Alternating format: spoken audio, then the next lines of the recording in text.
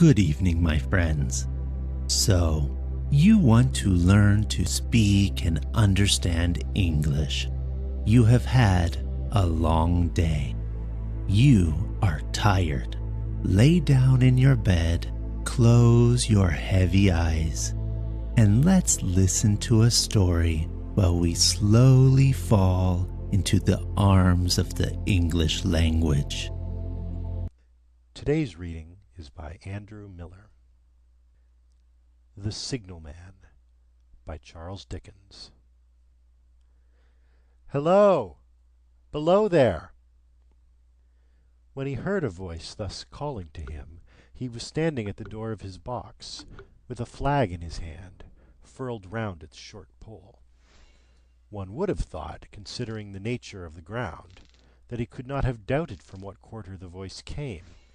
But instead of looking up to where I stood on the top of the steep cutting, nearly over his head, he turned himself about and looked down the line. There was something remarkable in his manner of doing so, though I could not have said for my life what. But I know it was remarkable enough to attract my notice, even though his figure was foreshortened and shadowed down in the deep trench, and mine was high above him, so steeped in the glow of an angry sunset that I had shaded my eyes with my hand before I saw him at all. "Hello! Below!" From looking down the line he turned himself about again, and, raising his eyes, saw my figure high above him. "Is there any path by which I can come down and speak to you?" He looked up at me without replying, and I looked down at him, without pressing him too soon with a repetition of my idle question. Just then there came a vague vibration in the earth and air, quickly changing into a violent pulsation, and an oncoming rush, that caused me to start back, as though it had force to draw me down.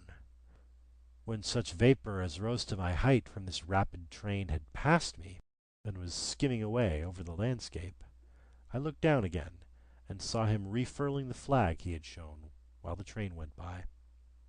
I repeated my inquiry. After a pause, during which he seemed to regard me with fixed attention, he motioned with his rolled-up flag towards a point on my level, some 200 or 300 yards distant. I called down to him, "All right!" and made for that point. There, by dint of looking closely about me, I found a rough zigzag descending path notched out, which I followed.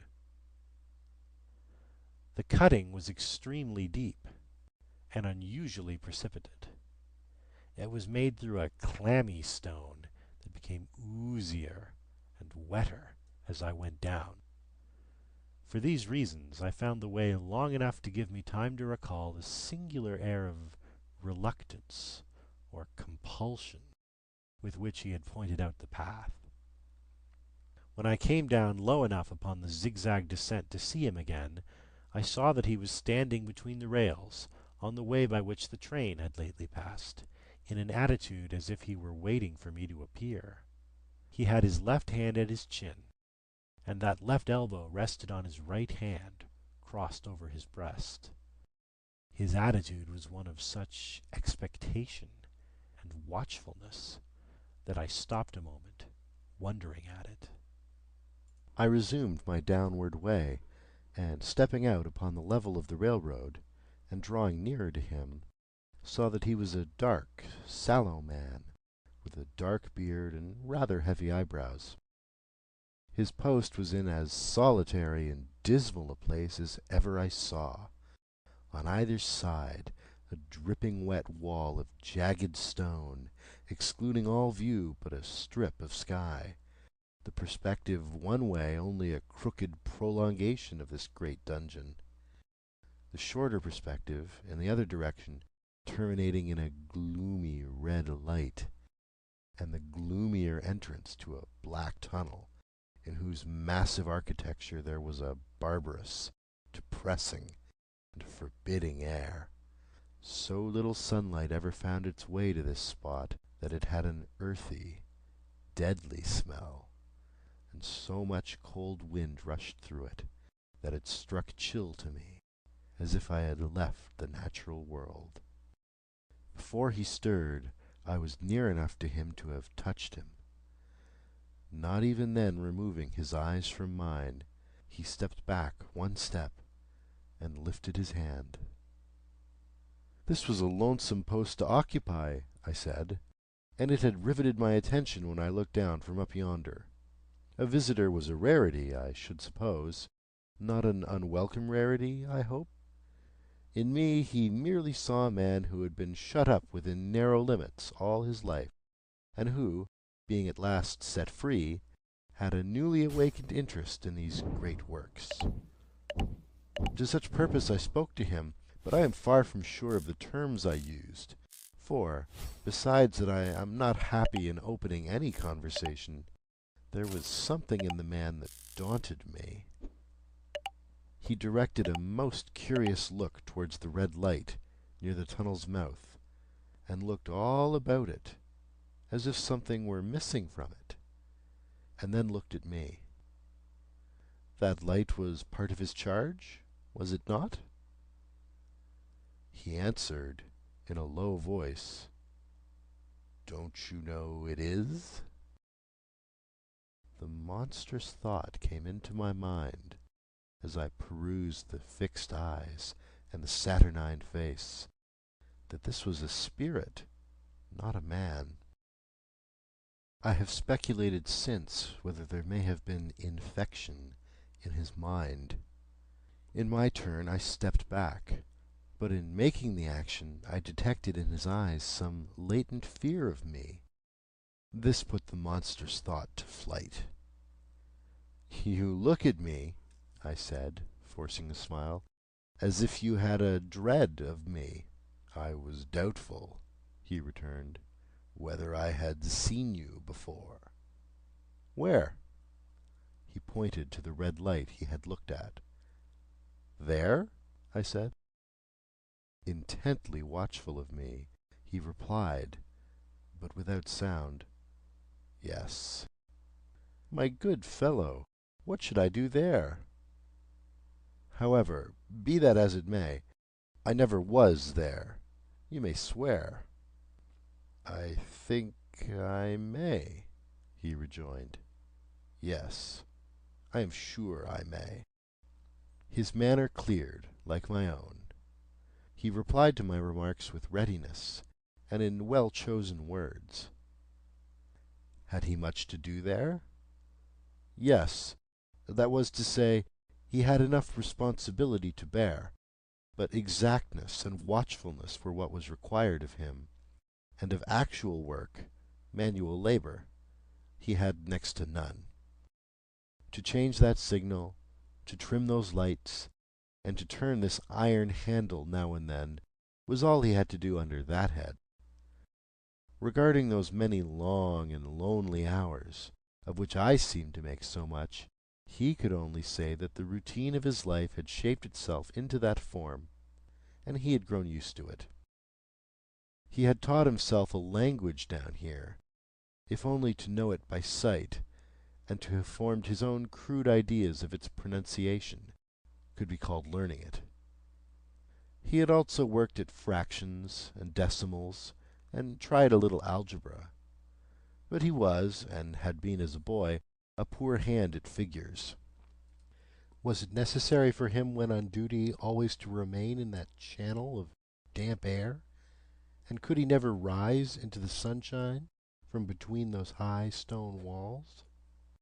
Why, that depended upon times and circumstances.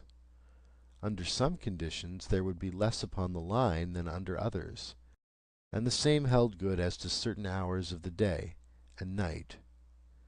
In bright weather he did choose occasions for getting a little above these lower shadows, but, being at all times liable to be called by his electric bell, and at such times listening for it with redoubled anxiety, the relief was less than I would suppose.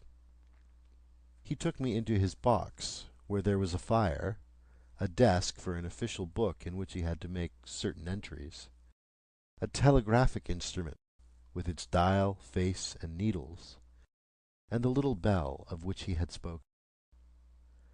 On my trusting that he would excuse the remark that he had been well educated, and, I hoped I might say without offence, perhaps educated above that station, he observed that instances of slight incongruity in such wise would rarely be found wanting among large bodies of men, that he had heard it was so in workhouses, in the police force, even in that last desperate resource, the army, and that he knew it was so, more or less, in any great railway staff. He had been, when young, if I could believe it, sitting in that hut, he scarcely could, a student of natural philosophy, and had attended lectures. But he had run wild, misused his opportunities, gone down, and never risen again. He had no complaint to offer about that. He had made his bed, and he lay upon it. It was far too late to make another. All that I have here condensed he said in a quiet manner, with his grave, dark regards divided between me and the fire. He threw in the word "sir" from time to time, and especially when he referred to his youth, as though to request me to understand that he claimed to be nothing but what I found him.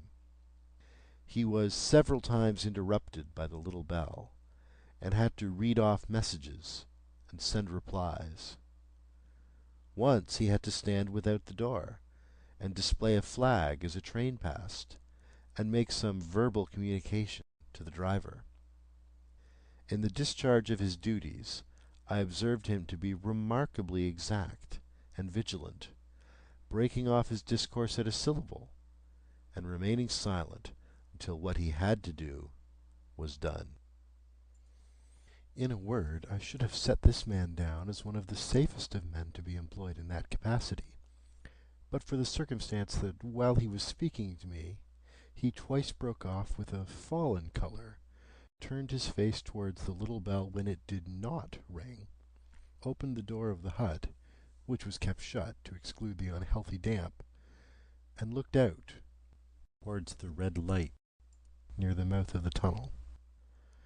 On both of those occasions he came back to the fire with the inexplicable air upon him which I had remarked, without being able to define when we were so far asunder.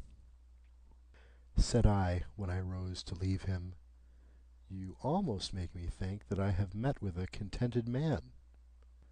I am afraid I must acknowledge that I said it to lead him on. "I believe I used to be so," he rejoined, in the low voice in which he had first spoken. "But I am troubled, sir. I am troubled." He would have recalled the words if he could. He had said them, however, and I took them up quickly.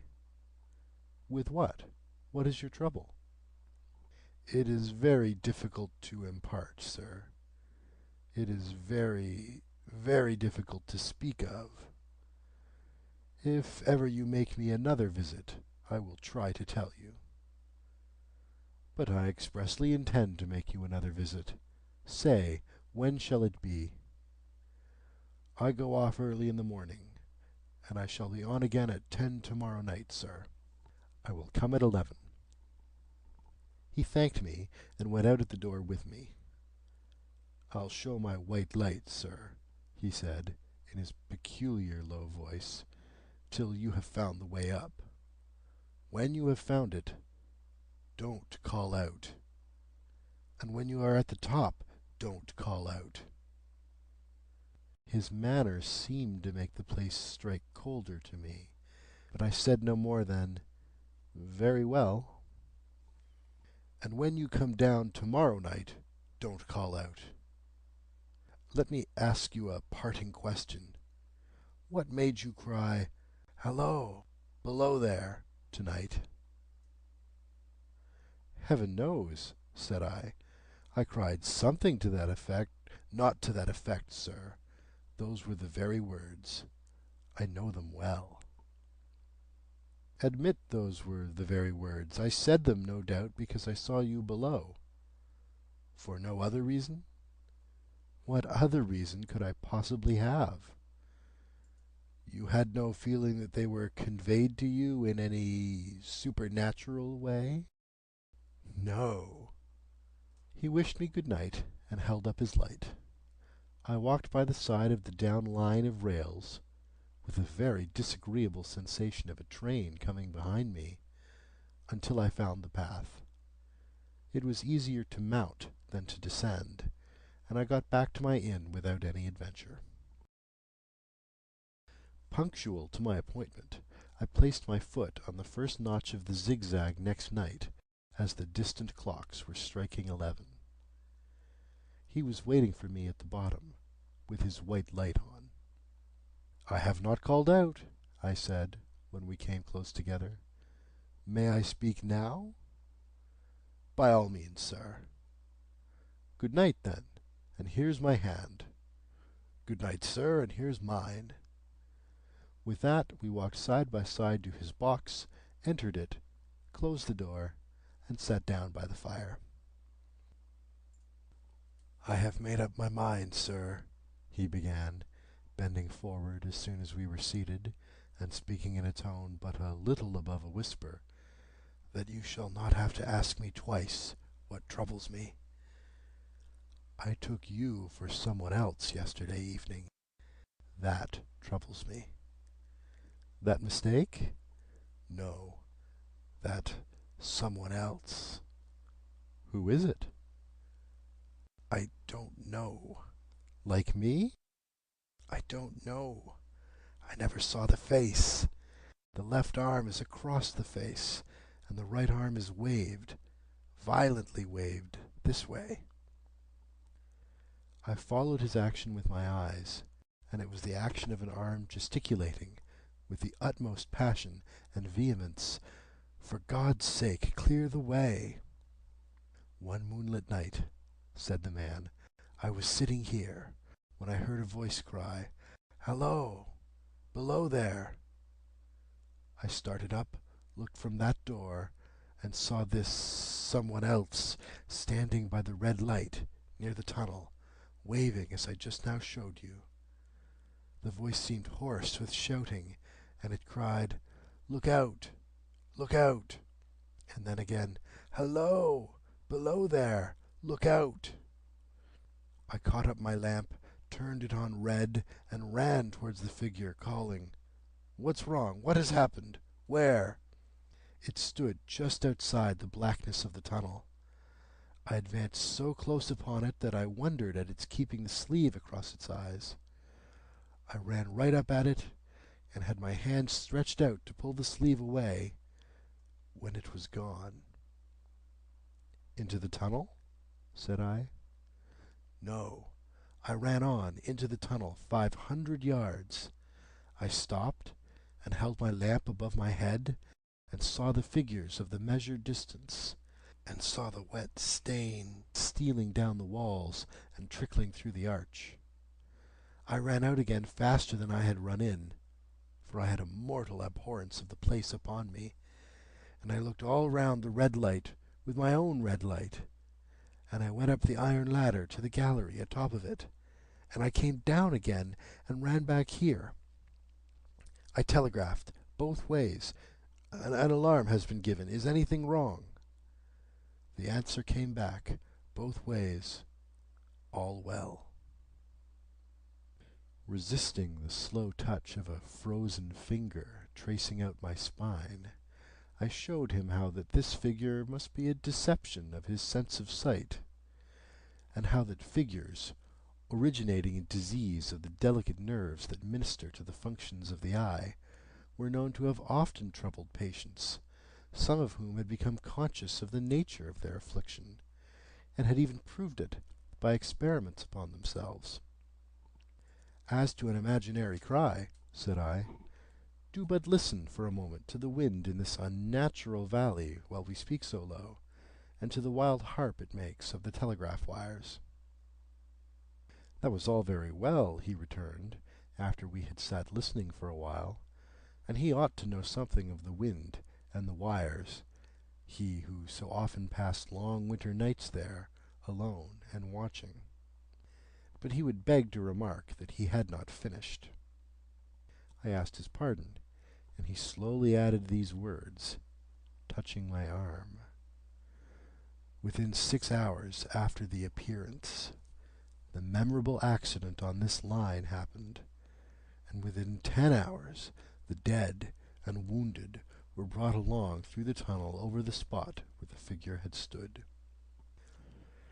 A disagreeable shudder crept over me, but I did my best against it. It was not to be denied, I rejoined, that this was a remarkable coincidence, calculated deeply to impress his mind. But it was unquestionable that remarkable coincidences did continually occur, and they must be taken into account when dealing with such a subject. Though to be sure I must admit, I added, for I thought I saw that he was going to bring the objection to bear upon me, men of common sense did not allow much for coincidences in making the ordinary calculations of life. He again begged to remark that he had not finished. I again begged his pardon for being betrayed into interruptions. This, he said, again laying his hand upon my arm, and glancing over his shoulder with hollow eyes, was just a year ago.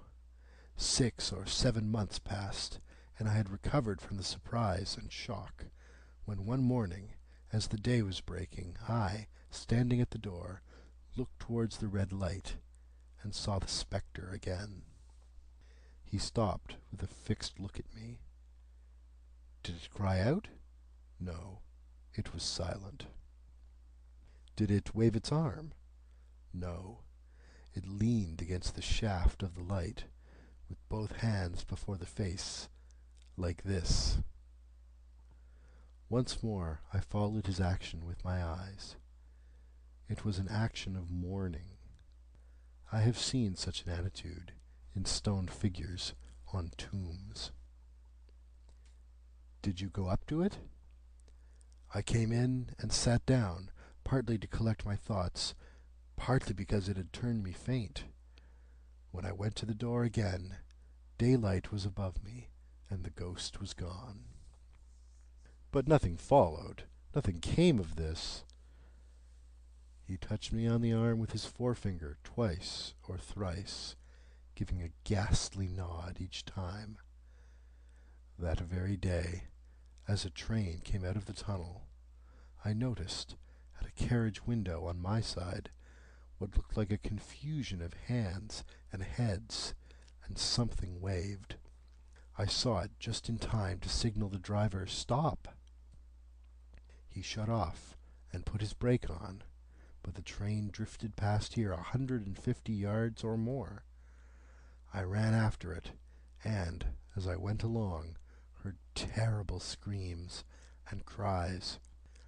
A beautiful young lady had died instantaneously in one of the compartments, and was brought in here, and laid down on this floor between us. Involuntarily I pushed my chair back as I looked for the boards at which he pointed, to himself. True, sir, true. Precisely as it happened, so I tell it you. I could think of nothing to say, to any purpose, and my mouth was very dry. The wind and the wires took up the story with a long, lamenting wail. He resumed, "Now, sir, mark this, and judge how my mind is troubled. The spectre came back a week ago. Ever since it has been there, now and again, by fits and starts. At the light? At the danger light. What does it seem to do?" He repeated, if possible with increased passion and vehemence, that former gesticulation of, "For God's sake, clear the way." Then he went on, "I have no peace or rest for it. It calls to me for many minutes together, in an agonized manner, 'Below there, look out, look out.' It stands, waving to me. It rings my little bell." I caught at that. "Did it ring your bell yesterday evening, When I was here, and you went to the door? Twice. Why, see, said I, how your imagination misleads you. My eyes were on the bell, and my ears were open to the bell. And if I am a living man, it did not ring at those times, no, nor at any other time, except when it was rung in the natural course of physical things by the station communicating with you. He shook his head. I have never made a mistake as to that yet, sir. I have never confused the spectre's ring with the man's. The ghost's ring is a strange vibration in the bell that it derives from nothing else, and I have not asserted that the bell stirs to the eye. I don't wonder that you failed to hear it. But I heard it. And did the spectre seem to be there when you looked out? It was there. Both times? He repeated firmly. Both times. Will you come to the door with me and look for it now? He bit his under lip as though he were somewhat unwilling, but arose. I opened the door and stood on the step while he stood in the doorway. There was the danger light. There was the dismal mouth of the tunnel.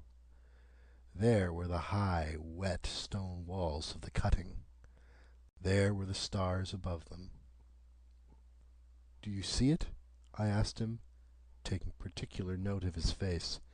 His eyes were prominent and strained, but not very much more so, perhaps, than my own had been when I had directed them earnestly towards the same spot. No, he answered, it is not there. Agreed, said I. We went in again, shut the door, and resumed our seats. I was thinking how best to improve this advantage, if it might be called one, when he took up the conversation in such matter-of-course way, so assuming that there could be no serious question of fact between us, that I felt myself placed in the weakest of positions. By this time you will fully understand, sir, he said, that what troubles me so dreadfully is the question, what does the spectre mean? I was not sure, I told him, that I did fully understand. What is its warning against? He said, ruminating, with his eyes on the fire, and only by times turning them on me. What is the danger? Where is the danger? There is danger, overhanging, somewhere on the line. Some dreadful calamity will happen. It is not to be doubted this third time, after what has gone before. But surely this is a cruel haunting of me. What can I do? He pulled out his handkerchief and wiped the drops from his heated forehead. If I telegraph danger on either side of me, or on both, I can give no reason for it, he went on, wiping the palms of his hands. I should get into trouble and do no good. They would think I was mad. This is the way it would work. Message. Danger. Take care. Answer. What danger? Where? Message. Don't know, but for God's sake take care. They would displace me. What else could they do? His pain of mind was most pitiable to see. It was the mental torture of a conscientious man, oppressed beyond endurance by an unintelligible responsibility involving life. When it first stood under the danger light, he went on, putting his dark hair back from his head, and drawing his hands outward across and across his temples, in an extremity of feverish distress. Why not tell me where that accident was to happen? If it must happen, why not tell me how it could be averted? If it could have been averted, when on its second coming it hit its face, why not tell me, instead, she is going to die, let them keep her at home? If it came, on those two occasions, only to show me that its warnings were true, and so to prepare me for the third, why not warn me plainly now? And I, Lord help me, a mere poor signalman on this solitary station. Why not go to somebody with credit to be believed, and power to act? When I saw him in this state, I saw that for the poor man's sake, as well as for the public safety, what I had to do, for the time, was to compose his mind. Therefore, setting aside all question of reality or unreality between us, I represented to him that whoever thoroughly discharged his duty must do well, and that at least it was his comfort that he understood his duty, though he did not understand these confounding appearances. In this effort I succeeded far better than in the attempt to reason him out of his conviction. He became calm.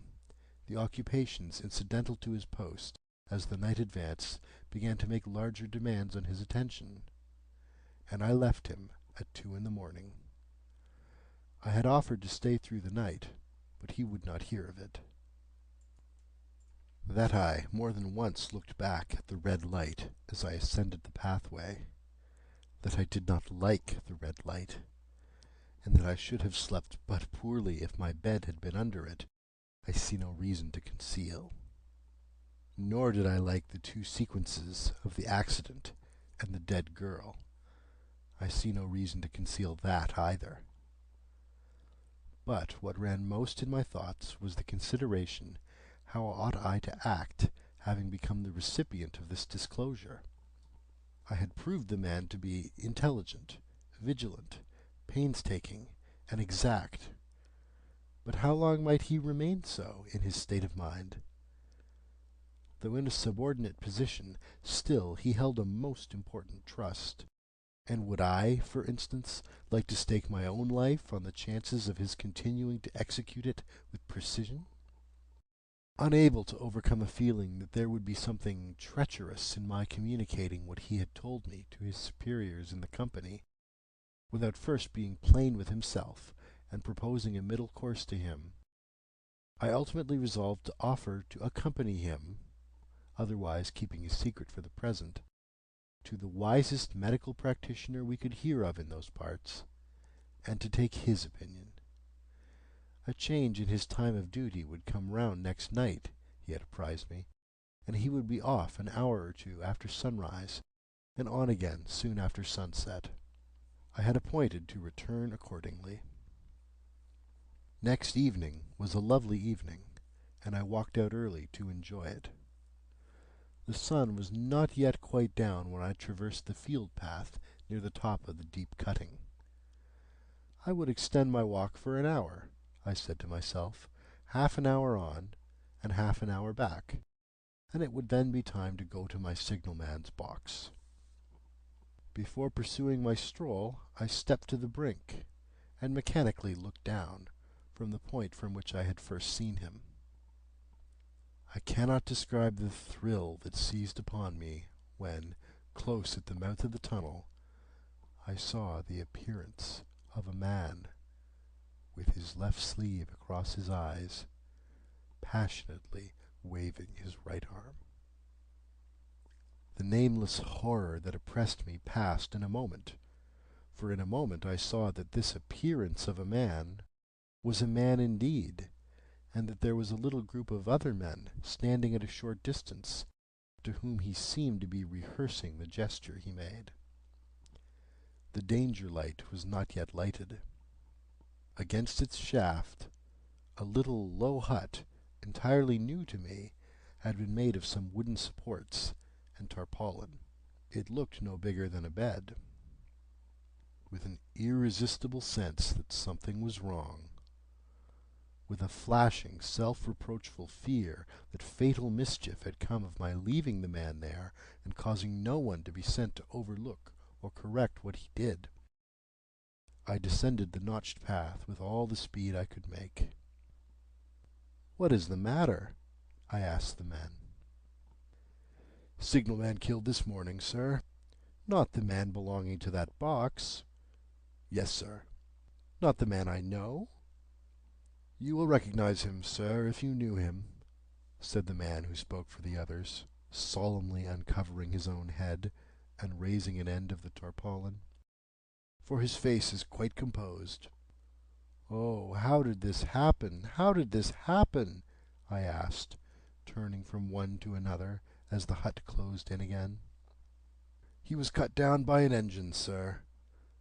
No man in England knew his work better, but somehow he was not clear of the outer rail. It was just at broad day. He had struck the light and had the lamp in his hand. As the engine came out of the tunnel, his back was towards her, and she cut him down. That man drove her, and was showing how it happened. Show the gentleman, Tom." The man, who wore a rough, dark dress, stepped back to his former place at the mouth of the tunnel. "Coming round the curve in the tunnel, sir," he said. "I saw him at the end, like as if I saw him down a perspective glass. There was no time to check speed, and I knew him to be very careful. As he didn't seem to take heed of the whistle, I shut it off when we were running down upon him, and called to him as loud as I could call." "What did you say?" "I said, 'Below there! Look out! Look out! For God's sake, clear the way!'" I started. "Ah, it was a dreadful time, sir. I never left off calling to him. I put this arm before my eyes not to see, and I waved this arm to the last, but it was no use." Without prolonging the narrative to dwell on any one of its curious circumstances more than on any other, I may, in closing it, point out the coincidence that the warning of the engine driver included not only the words which the unfortunate signalman had repeated to me as haunting him, but also the words which I myself, not he, had attached, and that only in my own mind, to the gesticulation he had imitated. End of The Signalman by Charles Dickens.